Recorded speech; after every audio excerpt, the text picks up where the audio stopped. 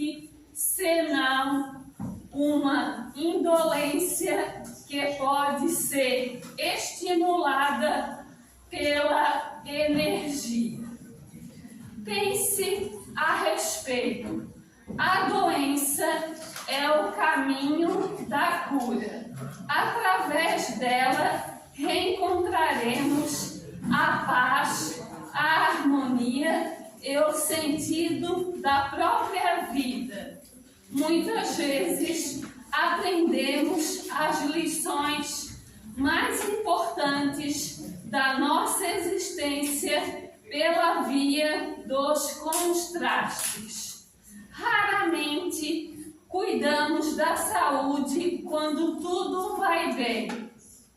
Aliás, os momentos em que tudo parece correr bem são aqueles em que nos permitimos os maiores desequilíbrios. Na juventude, por exemplo, quando dispomos de uma saúde de ferro, acabamos praticando os maiores desequilíbrios, cujas consequências virão mais tarde na meia-idade.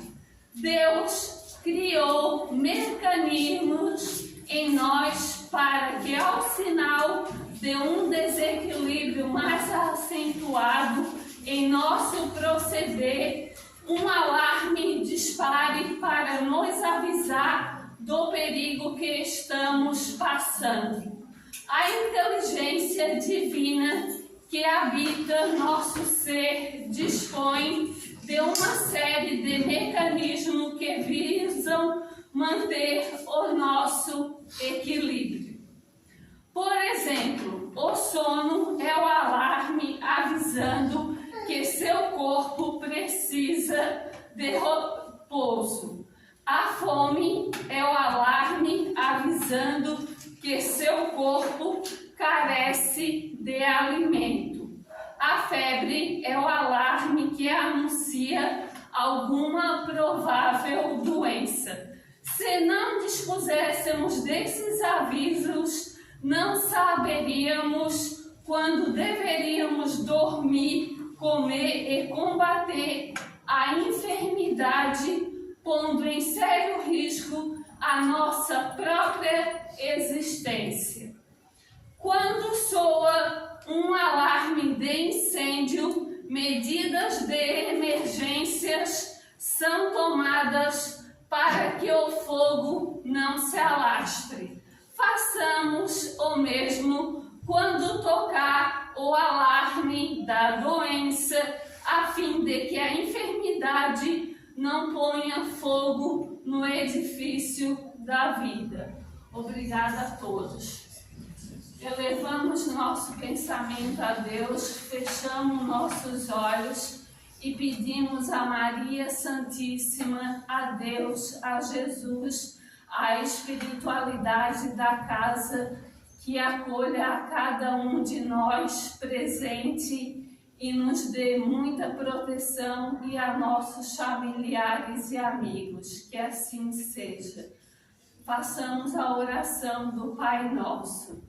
Pai nosso que estais no céu, santificado seja o vosso nome, venha a nós ao vosso reino, seja feita a vossa vontade, assim na terra como nos céus. O pão nosso de cada dia nos dai hoje, perdoai as nossas ofensas, assim como nós perdoamos a quem nos tem ofendido, e não nos deixeis cair em tentações, mas livrai-nos do mal. Que assim seja. Obrigada a todos.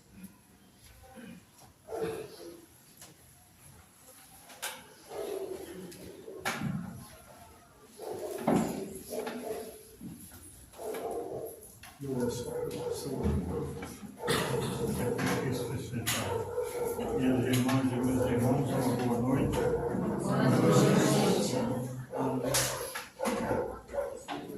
Vamos falar um pouquinho hoje e um tema que muito nos interessa, uma mensagem que se chama mensagem da esperança. A esperança, todos nós sabemos que é o verbo esperançar, que significa esperarmos alguma coisa. Então, nós vamos direto na fonte. Na questão 961 do Livro dos Espíritos, Allan Kardec pergunta qual o sentimento que domina a maioria dos homens no momento da morte? A dúvida, o temor ou a esperança? Quando eu falo em homens, geralmente nos livros, nas obras todas espíritas, científicas, a gente sempre vai falar no homem. Mas por que falam só no homem? A mulher, não, porque a mulher, além de ser um ser mais elevado do que nós homens, também está nesse contexto, porque homens e mulheres é na concepção física, na genética física. Na questão 200 a 202 dessa obra, o Livro dos Espíritos, Allan Kardec pergunta se o espírito tem sexo. E ele responde, os espíritos do mais além, os espíritos novos respondem que o sexo é anatômico, é do corpo. Nós viemos do sexo que temos necessidade. Mas, antes de reencarnarmos, quando somos espíritos mais lúcidos, nós não temos esse desejo sexual que o corpo tem. Então, quando fala no homem, é homem e mulheres. Então, qual é o sentimento dominante na humanidade, na hora da morte? Como pergunta aqui, é a dúvida, o temor ou a esperança? E a resposta: a dúvida nos céticos empedernidos, naquelas pessoas que não acreditam em Deus, são céticos para tudo. Mas aí, ele fala aqui, empedernidos, aqueles que não querem saber de nada que transcenda o nosso pensamento. Porque assim, nós somos ateus, eu sou ateu. Desse Deus que manda guerrear, que manda matar, esse Deus, eu sou ateu. Esse Deus, nós criamos a nossa imagem e nossa semelhança. Esse Deus vingativo, ambicioso, guerreiro, nós criamos a nossa imagem e semelhança. Mas o Deus que nós devemos acreditar, aceitar, ter certeza, é o Deus de inteligência. Pergunta número 1 dessa mesma obra. Allan Kardec fez uma pergunta assim que totalmente adversa dos nossos pensamentos. Porque nós antropomorficávamos Deus, nós dávamos um corpo físico para Ele. A gente perguntava, quem é Deus? Quem é esse barbudinho, esse homem? E Allan Kardec viu que para criar um universo infinito, não pode ser esse artigo quem está por fora, não pode ser. O que é pode ser um objeto. Então ele anulou. Quem é Deus? Quem é Deus? E a pergunta menor que tem no Livro dos Espíritos, quem é Deus? E a resposta é a inteligência suprema, a causa primeira de todas as coisas. Então esse Deus é o Deus verdadeiro. Porque até então, a gente, para sutilizar Deus, para fazer um Deus assim, diferente do pensamento tradicional, a gente dizia assim, Deus é energia. Mas energia é matéria, e a matéria tudo é criação de Deus. Então Deus transcende isso tudo. Deus é uma inteligência. Essa resposta que foi dada para nós, eles falam assim, essa resposta é porque para falar de algo desconhecido com palavras conhecidas é muito difícil. Então, para vocês, para nós está bom demais. Uma inteligência, pronto. A gente foge a uma inteligência que é inteligência. É o pensamento. O pensamento cria, mas tem que ter inteligência para pensar. Então, é algo que transcende. Desse Deus, nós queremos. Então, o cético empedernido, ele vai ficar numa situação difícil, se ele não crê nem nessa inteligência. Então, vai se deparar com algo assim que transcende. A dúvida, o temor ou a esperança. Então, a dúvida nos céticos, empedernidos, o temor nos culpados. Nos culpados significa assim: poxa, eu fiz tantas coisas erradas, então eu vou temer a Deus, porque antigamente se dizia que para acreditar em Deus tinha que ter medo, mas Deus ninguém precisa temer, porque Deus é amor, a gente deve respeitá-lo. Não sou temente, não devemos ser tementes a Deus, sim amar a Deus. Então, para aqueles que têm culpa, mas é difícil, falando por mim, quando foi lida a mensagem aqui que a nossa irmã leu, eu me identifiquei com essa mensagem, porque assim, eu sabia fazer tudo, sabia beber, sabia fumar, sabia fazer bagunça, sabia tudo, mas não sabia parar. E hoje ando de bengala, porque assim, tem gente que diz, eu sei beber. Eu também sabia, mas não sabia a hora de parar. Então, fiz coisas erradas, mas era um ignorante. Eu tinha direito de errar. Todos nós, para nós acertarmos, a gente tem o direito de errar. Com a diferença de que eu Edivan, ando de bengala e vocês não. Por quê? Porque eu errei, mas quebrei a cara para poder aprender. E vocês, se erraram, vocês estão aqui legaisinhos, sem usar nenhum suporte, estão aprendendo. Mas nós tivemos o direito de errar, não temos o direito de permanecer no erro. Nós agora, se nós errarmos, é com conhecimento de causa. A consciência vai cobrar. Então, todos nós estamos sabendo.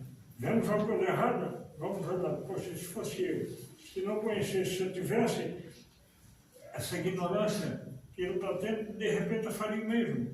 Hoje, como eu já estou mais um pouquinho melhor do que antes, hoje eu vejo passar um motoqueiro com a descarga aberta de que Deus te abençoe e que tu te acorde para a vida.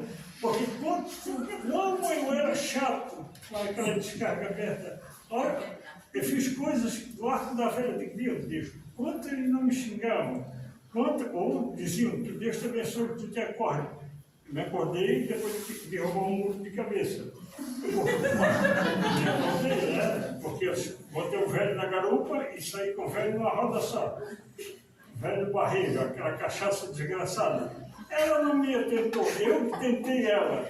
Então, andar em duas rodas, sóbrio já era difícil, imagina a cara cheia. Então, estou passando pelo que, olhando que eu plantei. Que bom que eu estou melhorando um pouquinho. E a esperança nos homens de bem, nas mulheres também. Porque assim, nós hoje, nós temos doença, mas nós não devemos ser doentes. Isso aí, eu tenho várias limitações, mas eu não sou limitado. Nós temos doença, temos hospital de hanseníase, tem várias pessoas portadoras de hanseníase, mas não são hansenianos, eles têm a doença. Então, assim, se nós acordamos, ou estamos durante o dia, se não há uma influência espiritual, porque se nós estamos bem durante o dia, de repente vem aquela dor de cabeça, tem alguma coisa errada. Precisamos mentalizar o que pensamento estávamos tendo, o que nós fizemos. Mas se nós contraímos uma doença, nós vamos o quê? Tomar um analgésico, um antibiótico, um anti-inflamatório. Para quê? Porque nós temos a esperança que esse remédio vai suprir, vai acabar com a dor, senão para que tomaríamos? A esperança, todo ser humano tem esperança, mesmo aquele que está lá no fundo da cama, aquele que está depressivo, que não toma mais banho, ele tem uma esperança de sair daquela situação, ele não quer estar assim. Aquele que se suicida tem uma esperança de se matar, mas não se mata, porque é uma porta falsa, ele matou um amigo, o corpo, que servia, mas ele não morreu. Ele vai ter que reparar, pegar outro amigo, talvez com mais limitações, para continuar a sua jornada. Esperança. Todos nós temos a esperança. Mas a mãe da esperança, está no Evangelho segundo o Espiritismo, eu estou falando meio rápido para dar tempo de falar um pouquinho mais, mas eu vou aliviar, porque não adianta a gente querer falar muito e dizer nada. A esperança é a mãe da fé aliás, a fé é a mãe da esperança e da caridade, está no Evangelho segundo o Espiritismo. E tem uma passagem, dentre tantas, uma das passagens de Jesus foi assim belíssima. Todas elas são belas, formosas, mas essa sim cabe no tema. Porque Jesus estava reunido com uma multidão perto dele e havia uma senhora na cidade de Jerusalém que havia 12 anos que ela tinha hemorragia, ela sangrava. Os médicos tinham pego seu dinheiro, tinham deixado ela quase na miséria e não davam jeito. E ela soube que Jesus estava ali perto. E ela pensou assim, se eu tocar nas vestes dele, ficarei curada. Fé e a esperança. Eu tenho fé que eu vou chegar lá e tenho a esperança que eu vou ser curada. Certo? E aí ela chegou lá, sorrateiramente, tocou nas vestes dela e sentiu a melhora. E Jesus sentiu. E aí ele pergunta, quem me tocou? E Simão Pedro, a gente crê que foi Simão Pedro que fala nas Escrituras que foi o discípulo de Sério, mas Simão Pedro, que era o mais ranzinho, era aquele pescador mais rústico. Como vão saber? Tanta gente toca, como é que nós vamos saber quem que tocou? Não, porque de mim eu senti sair virtudes. E aí ele olha para trás e vê aquela senhora de joelhos pedindo perdão pelo seu hábito. Fui eu que toquei. Por que ela ficou temerosa? Vocês sabem por que na Bíblia está dito que Maria Santíssima engravidou do Divino Espírito Santo? Isso aí é uma conversa para levar a gente assim a não refletir. Mas se nós, para quem já leu a Bíblia, no Velho Testamento,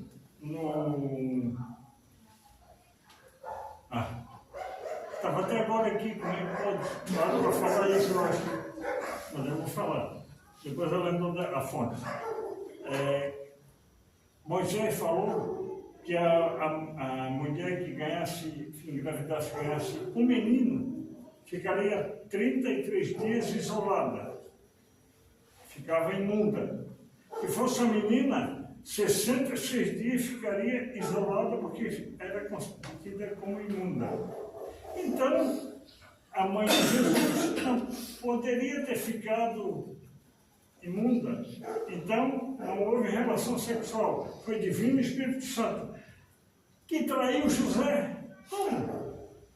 Maria engravidou virgem, concebeu virgem, continua virgem até hoje. Para que José ia casar com Maria? Então, houve a relação sexual, sim. Houve o contato sexual. José era um viúvo, tinha mais filhos, e Maria era uma adolescente. Para nós, hoje, adolescente, uma menina, uma moça de 17 anos por aí, já naquela época era considerada uma senhora. Eclesiastes 12. Então, assim, a mulher que tinha seu ciclo natural, menstrual, se sentasse numa cadeira, tinha que ficar a cadeira 7 dias tomando sol, porque ninguém podia encostar. Era tida como impura, como imunda. O sexo não é imundo. Nós estamos aqui porque nossos pais tiveram relação sexual. É uma coisa normal. Para que Deus nos dotou com sexo? Para bonito? É uma coisa feia para burro? Não. Pronto. Tem uma função lógica, uma função respeitável, santa. Então, assim, ela ficou temerosa e Jesus disse para ela, vá que a tua fé te salvou. Para outras pessoas, como teve várias que a mulher que foi pegando adultério, Jesus disse, não tornes a pecar. Se ninguém te condenou, eu também não, mas não tornes a pecar. Vai e não tornes a pecar. Porque a gente sabe que todos já devem conhecer a história da mulher adúltera, que só é narrado que foi a mulher que adulterou, mas o adúltero não fala.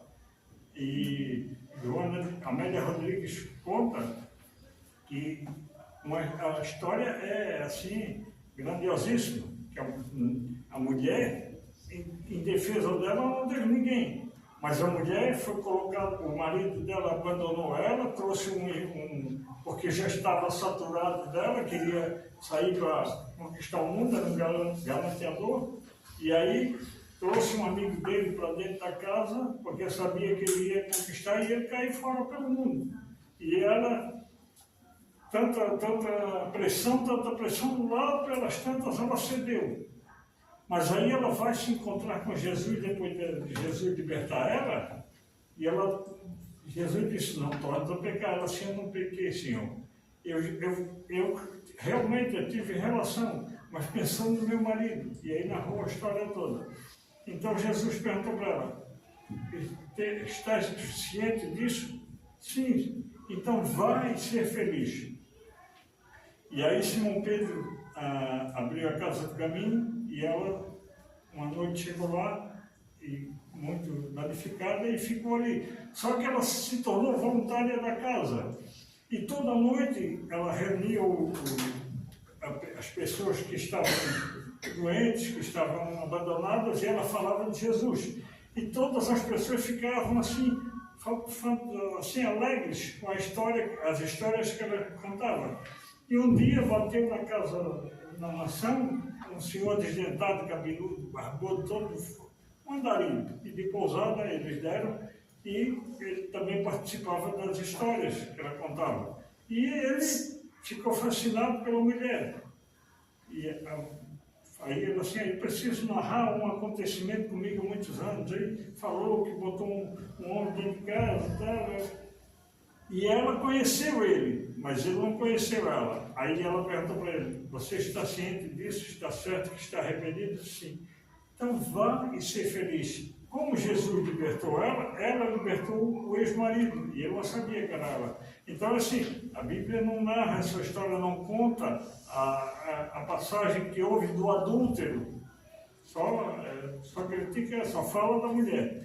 Então, a fé, mas a mãe da esperança. Nós temos a esperança que nós vamos, amanhã é quarta-feira, que nós vamos chegar em casa daqui a pouco, legalzinho, vamos dar um alimento para o nosso amigo aqui, vamos dar um remédio se ele tiver com alguma dor, vamos, depois de fazer a digestão, colocá-lo na cama, sair para o plano espiritual, depois de ele dormir, porque às vezes ele não quer dormir, ele vira para um lado, vira para o outro, mas a gente tem que insistir, bota o travesseiro no meio das pernas e toma um gole d'água, daqui a pouco ele dorme, ninguém se lembra, ninguém sabe quando ele dormiu, a gente só se vê no plano espiritual. Às vezes dentro da casa espírita, na comunidade carente, reunido com um grupo de pessoas de outras casas, vocês vão atuar ali, outros vão atuar lá, mas a gente tem esperança, mesmo no plano espiritual, que vai voltar para o corpo e vai, de manhã, vamos tirá-lo da cama e vamos ter tudo novamente para sermos úteis no nosso trabalho, na nossa família, na nossa casa, esperança. Então, assim, todos nós temos esperanças. Os nossos irmãos rio-grandenses, os gaúchos, a esperança deles era que parasse de chover, parou, que as águas baixou. A esperança deles era ver a fraternidade, como a esperança dos espíritos nobres, a fraternidade está em ação. E realmente, o povo do Brasil, todos estão combinados, estão reunidos para mandar auxílio para os nossos irmãos gaúchos. Porque eles agora vão ter, assim, não uma dívida conosco, porque isso aí não faz parte, mas eles vão ter um carinho, uma gratidão por nós, e nós temos a esperança de que, se acontecer conosco, nós vamos receber o auxílio deles, com certeza. Então, assim, a esperança que a guerra na Ucrânia, na Rússia vai terminar, que a guerra na Palestina vai terminar, porque é assim, ó, Jesus, ele esteve 2 vezes aqui na Terra. A primeira foi no corpo físico, que ele teve que apagar a sua luz, pegar um corpo igual ao nosso, para vir trazer para nós, crianças espirituais, tudo que ele sabia no universo.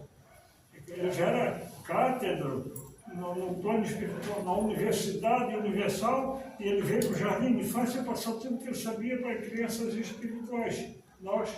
Ele trocou de roupa, porque as crianças elas rasga uma roupa ou suja uma roupa, e realmente nós sujamos a roupa dele, com o sangue dele, nós rasgamos a roupa dele, tudo isso. E a sua noiva ficou, Jesus tinha uma noiva, vocês sabiam, né? A noiva dele ficou ainda muito necessitada. Jesus fez tantos transplantes para ela de sangue, no fim ele doou até órgãos para ela. E hoje ela ainda continua necessitando de sangue e de órgãos. A noiva de Jesus se chama humanidade. Ele noivou com a humanidade, com todos nós. E nós ainda nós que eu digo, englobando todos, né? Queremos sangue, queremos membros, queremos ver alguma coisa difícil, porque assim, se nós vamos na estrada aí com o carro e parou a fila, poxa, não anda. 10 minutos a gente já começa a imaginar, deve ter um acidente lá na frente, deve ter vários corpos caídos no chão, esmagados, amputados, corpo, cabeça do lado. Aí a gente vem andando, olha, tem alguém tampando um buraco na estrada. Poxa, mas só isso? Perdi esse tempo todo porque... O que nós queríamos? Não é bem melhor assim do que ter um acidente, mas nós queremos, já imaginamos assim uma cena dramática. Mas nós temos que ter a esperança que tudo que é feito é para o nosso bem, é para nós. Ah, mas eu perdi. Ninguém perde. Eu perdi uma meia hora. Eu ganhei meia hora, porque às vezes nessa meia hora ia acontecer coisas difíceis. Há uns 10 anos a minha mãe pediu para eu comprar um retroio de linha para ela. Eu peguei a bike, andei que eu ando de bicicleta ainda. Hoje eu ando mais montado do que no chão. Antigamente era mais dedo da rasta. Aí eu dictava lá para a senhora, quando eu ia sair mais cedo, vamos para aí para aqui. Eu digo, poxa, aí freiei, voltei. Era coisinha, levou o quê? 1 segundo para ela dizer o que era para falar para a pessoa lá. Saí com a bike na Avenida Central, quando faltava, como daqui nesse banco aí, um carro cheio que sai assim da rua. Se a mãe não me chama, aquele carro tinha batido em mim. Quantas coisas são evitadas por causa de um atraso, porque a gente perdeu a condução? Então, assim, nós somos, onde nós estivermos plantados, nós devemos de ser úteis. Não faz muito tempo, meu dedo amanheceu assim, inchadão, e não foi picada de inseto nem batida. Aí eu fui para o regional. Eu cheguei de manhã e saí pertinho da noite, para me entender. A dor, mas aí eu estava segurando a mão aqui, quando eu olho para frente, tinha chegado um senhor, faltava o braço. Eu larguei minha mão, disse, não sinto mais nada. O seu braço, eu com tudo aqui reclamando. Mas tinha, o que eu quero chegar é que chegou um casal de jovens, casados, marido e mulher, e ela se torcendo toda de dor. E eu fiquei com piedade da moça, fiquei com pena dela. Eu sentado, comecei a orar por ela assim, pedi proteção, pedi para o senhor Antônio Melo, nosso mentor, comprou um auxílio para ela, isso de manhã. À tarde ela continuava lá, às 4 da tarde ainda, estávamos todos lá. Eu digo, pô, eu vou parar de rezar por ela, que ela já estava dando tanta bronca no marido, eu digo, já está boa. Mas olha que ela fica. Eu digo, Pedro, eu não devia ter orado, devia ter deixado ela se torcendo, porque eu fiquei com pena dela. Começava a pena dela, depois fiquei com pena do marido, porque branco em cima de branco. Eu digo, alguma coisa errada ele fez, talvez. Mas é assim, devemos de ter esperança em todos os lugares. Eu tenho. Quando saí de casa, a minha média de transporte me trouxe, eu tinha a esperança que eu ia chegar aqui e ia conseguir falar alguma coisa, engasgar e gaguejar, mas é a esperança que eu tenho que vamos melhorar. Vocês têm a esperança que eu não vou demorar muito, e vocês podem ficar tranquilos, mais 1h30 vocês vão estar aqui. Brincadeira. Mas é a esperança que nós vamos sair daqui, olhem bem. Quando nós entramos aqui, falo por mim, a gente entrou meio assim, quando a gente via alguém que a gente havia um sorriso, a gente entrou meio assim, meio assim, seguro, né? Porque é natural, o dia a dia, as influências, enfim, o corre-corre, mas quando a gente chega aqui, começa a sorrir, começa a conversar, a gente está melhor. Mas aí, assim, vamos ter a esperança de que quando nós sairmos daqui na rua e em casa, quando nós botarmos o pé dentro da nossa casa, atravessarmos a porta, o umbral da casa, A gente tem a esperança que vai poder irradiar para os nossos familiares que lá ficaram, ou tanto encarnados quanto algum desencarnado, alguma visita que estejam fazendo, que não gostam muito de nós, nós vamos passar para eles alguma coisa de bom, de útil. Então nós precisamos sair daqui melhores. Ninguém veio aqui para ouvir eu falar, porque se algum de vocês soubesse que era eu, talvez nem viessem, mas vieram. Então agora vocês vão ter que me engolir, como falava o Zagalo. Então assim, vamos aproveitar esses momentos. Poxa, é uma horinha por semana que vem só na terça, uma horinha que temos para ficar aqui, para abastecer nossas energias, recarregar nossas baterias, porque lá fora nós vamos ser cobrados, nós vamos ser xingados, nós vamos apanhar tapa mesmo na cara. E aí, passar a mão aqui, não quebrou os óculos, não está sangrando, legal, nós vamos apanhar, isso faz parte da nossa evolução. Mas nós temos vamos ter a esperança que aquela pessoa que nos bateu vai se melhorar. E pedimos a Deus que se melhore.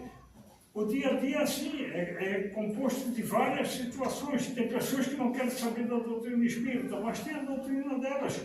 Legal, que fiquem na delas, mas deixe nós professar a nossa.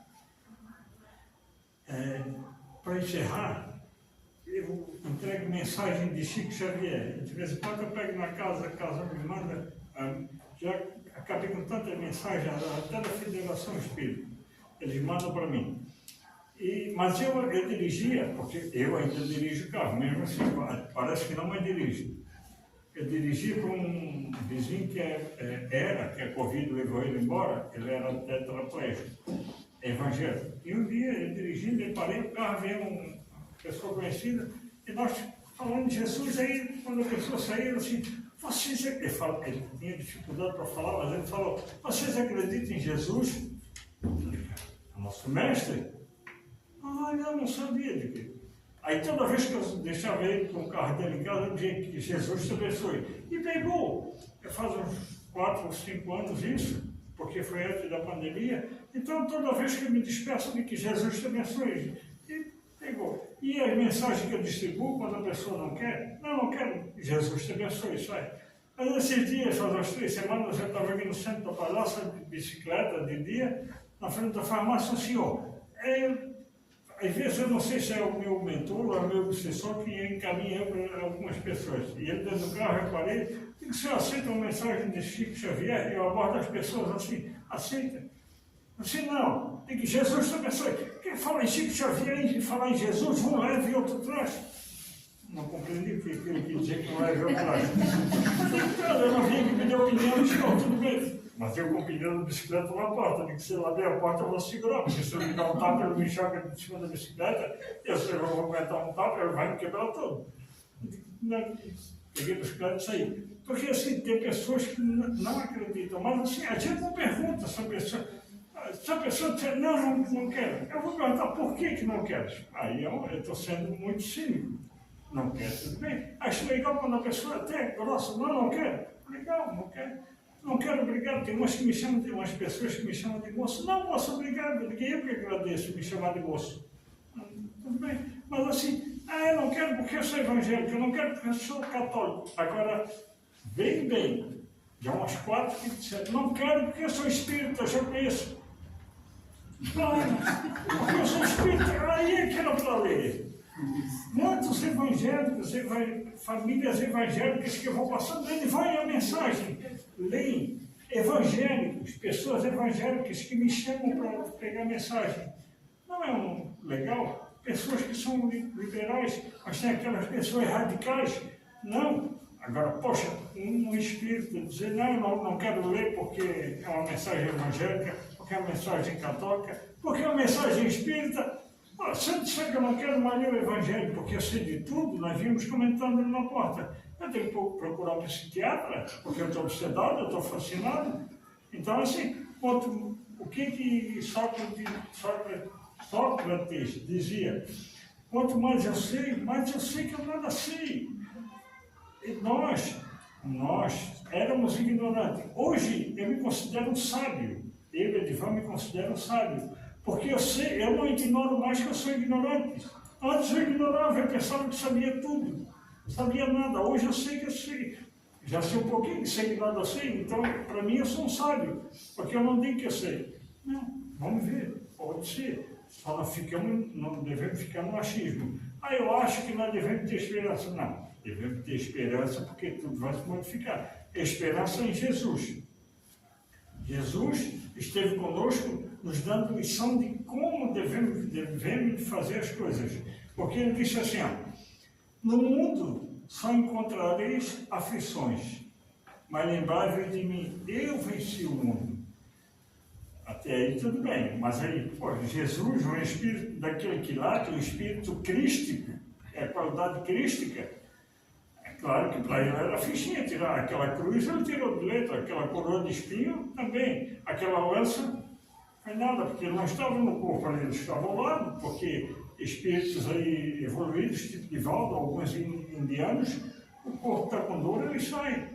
Mas Jesus quis dizer para nós que ele foi criado igual a nós, simples e ignorante. Eu venci o mundo íntimo, até chegar a ser Cristo.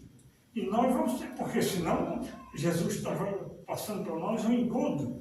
Ele, o Espírito foi criado já, um Espírito daquela hierarquia, um anjo, claro que ele iria tirar de letra. E como que ele quer que nós tiremos de letra? Porque ele foi criado igual a nós. Passou pela necessidade física, não aqui, que ele teve só aquela primeira vez, como nós falamos, assumiu o corpo, e a segunda vez, quando ele teve, depois de desencarnar, ele teve na Palestina, para ver como que as pessoas estavam lidando com a sua doutrina. E chegou lá, ele viu guerra, no nome dele, a dita Guerra Santa, e a Inquisição, e ele ficou bem triste. Aí os espíritos disseram, há uma terra no planeta que é uma terra santa. E ele disse, mas como? Qual é a terra que não é santa? Toda ela criação do meu pai, do nosso pai. Não. E aí nós vamos apresentar para o senhor. E vieram para cá, para o hemisfério sul. Chegaram aqui, no Brasil, Jesus viu que os indígenas tinham seus pajés, seus caciques, faziam oração. Era um povo que estava na infância. Então aqui, Jesus fincou a bandeira do cristianismo da Palestina, que esse relato com mais detalhes está na obra Brasil, Coração do Mundo, Pátria do Evangelho, psicografia de Chico Xavier, ditada por Humberto de Campos. Só que não está Humberto de Campos, está Irmão X, mas já vão saber que é ele. É uma obra assim, fantástica, que fala do início da descoberta do Brasil, da nossa evolução enquanto habitante do país, porque nós não somos do Brasil, nós somos do planeta, mas o Brasil tem 500 anos de descoberta, nós temos 2 bilhões e 200 milhões de existência, da nossa existência. Porque o Brasil, o planeta, tem 4,5 milhões de... Acordei ela, né? Está na hora de eu parar. 4 milhões e meio de existência no planeta. E Jesus já era o arquiteto do planeta, certo? Ele tinha muito mais idade. Mas só que Joana de Ângeles, e não é uma tese espírita, Divaldo fala que é uma opinião particular. Joana de Ângeles falou que Jesus é o arquiteto do nosso sistema solar. E Joana de Ângeles foi Clara, a época Clara de Assis, junto com Francisco, que morava em Assis. E Francisco, a época de Jesus, foi João Evangelista. Então eles tinham esse capital, essa condição de falar isso para nós. Principalmente ela, que Jesus é o arquiteto do nosso sistema solar. Então, assim, um espírito dessa hierarquia, dessa grandeza, é um sublime. E nós temos 3 irmãos, agora para encerrar mesmo, eu sei que está cansado de tempo, mas já vou encerrar. Os 3 irmãos para nós fantásticos. O primeiro irmão nosso, que é assim, supimpa, ele começou a existir quando o universo começou a ser criado por Deus. O universo se chama tempo. Esse irmão é fabuloso, dá jeito a tudo, tempo. E junto com ele, tem outro irmão que se chama Jesus Cristo. Com o tempo, nós aprendemos a gostar de Jesus. E gostando de Jesus, nós assumimos o outro irmão, que é uma bênção para quem tem pensamentos negativos. justamente difíceis. Esse irmão, eu uso ele direto. Esse irmão se chama trabalho no bem. Tempo, Jesus e trabalho. Não tem errado, a gente consegue ocupar a mente vazia, perigo à vista, a gente é útil na sociedade, na humanidade, a gente se especializa, deixa a casa limpa, aprende a varrer, lavar a louça, lavar roupa, fazer comida, a mexer no computador, a dirigir um carro, arrancar mato da rua, a gente faz tudo que se ocupe e põe em prática para ver como dá certo. Eu já estou escrutando o tempo, já estou na preliminar, eu peço a Jesus que nos abençoe, que nós saímos daqui melhores do que aqui entramos. Se eu tiver levantado polêmica, dúvida, essas questões todas é muito útil porque a doutrina espírita não é aceita, é questionário. Aí os irmãos da casa, as irmãs que têm mais experiência do que eu, vão conseguir elucidar vocês. Eu agradeço a atenção, faço votos que nós tenhamos uma semana, faço votos e tenho a esperança que a nossa semana seja por vindoura, que nós tenhamos sucesso na vida, como espíritos, como cidadãos, como cidadãs, e que Jesus nos abençoe. Muito obrigado, irmão, pela palestra de hoje. E uma das coisas que mais me chamou a atenção foi referente à esperança.